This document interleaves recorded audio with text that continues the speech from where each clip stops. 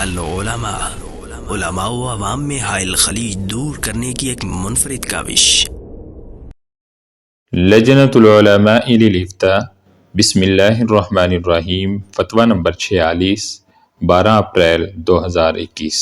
سوال: ہم میاں بیوی کے درمیان تلخ کلامی ہوئی، میرے شوہر نے جذبات میں آ کر بول دیا تم میری طرف سے آزاد ہو، آزاد ہو، آزاد ہو۔ میرے شوہر کا کہنا ہے کہ میری نیت طلاق کی نہیں تھی، اور مجھے یہ بھی یاد نہیں کہ میں نے 3 بار ایسا کہا ہے۔ اب ہم دونوں گھر بسانا چاہتے ہیں، ہماری رہنمائی کریں کہ یہ طلاق ہوئی ہے کہ نہیں، اور اگر ہوئی ہے تو رجوع کی کوئی صورت موجود ہے یا نہیں؟ جواب: الحمدللہ وحدہ والصلاۃ والسلام علی من لا نبی بعدہ۔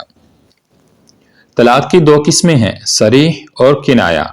پہلی قسم جس میں واضح طور پر لفظ طلاق بولا جاتا ہے وہ طلاق ہو جاتی ہے، چاہے نیت نہ بھی ہو، جبکہ دوسری قسم جس میں تم آزاد ہو، اپنے گھر چلی جاؤ وغیرہ کے الفاظ بولے جاتے ہیں تو یہ خامند کی نیت پر منحصر ہے۔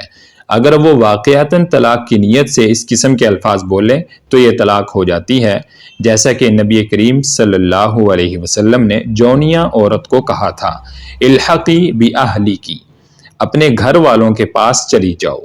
بخاری۔ یہ الفاظ اگرچہ صریح طلاق کے نہیں ہیں، لیکن حضور صلی اللہ علیہ وسلم کی اس سے مراد طلاق تھی، جیسا کہ امام ابن عبد البر وغیرہ نے لکھا ہے الاستذکار۔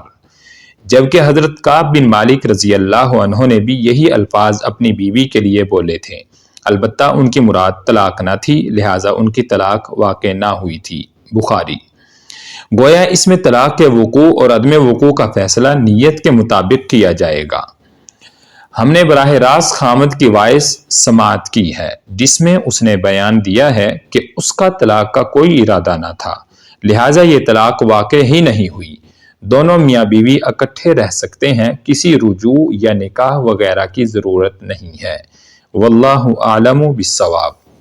مفتیان کرام، فضیلۃ الشیخ ابو محمد عبد الستار حماد حفظہ اللہ رئیس اللجنہ، فضیلۃ الشیخ عبد الحلیم بلال حفظہ اللہ، فضیلۃ الشیخ جاوید اقبال سیالکوٹی حفظہ اللہ، فضیلۃ الدکتور عبد الرحمن یوسف مدنی حفظہ اللہ، فضیلۃ الشیخ سعید مجتبیٰ سعیدی حفظہ اللہ، فضیلۃ الشیخ ابو عدنان محمد منیر قمر حفظہ اللہ، فضیلۃ الدکتور حافظ محمد اسحاق زاہد حفظہ اللہ۔ العلماء، علماء و عوام میں حائل خلیج دور کرنے کی ایک منفرد کاوش۔